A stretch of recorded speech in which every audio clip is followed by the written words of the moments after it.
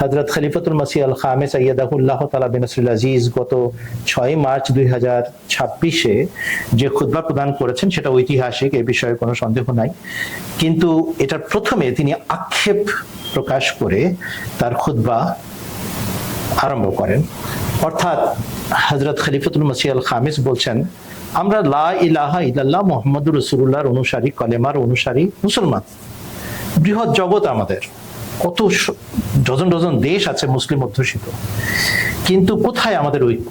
আমরা ঘোষণা দিচ্ছি আল্লাহ এক এবং আমরা তার বান্দা। আমরা ঘোষণা দিচ্ছি হযরত মুহাম্মদ মুস্তাফা সাল্লাল্লাহু আলাইহি ওয়াসাল্লাম আমাদের নবী এবং রাসূল। সব কথাতে আমরা এক, মৌলিক বিষয় আমরা এক, কিন্তু আমাদের মধ্যে ঐক্য নাই।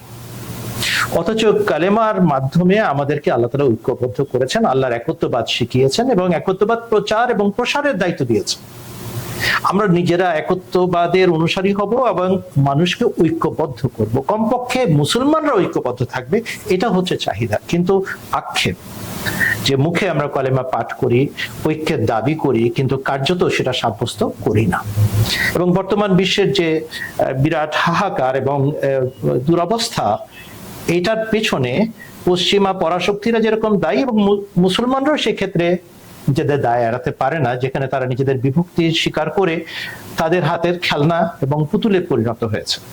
তো প্রথম অংশে হুজুর এই জিনিসটা উপস্থাপন করেছেন যে মুসলমানদেরকে ঐক্যবদ্ধ হতে হবে, খোদার দিকে নত হতে হবে, দোয়া করতে হবে এবং নিজেদের দায় দায়িত্ব পালন করতে হবে, যেটা তারা করছে না।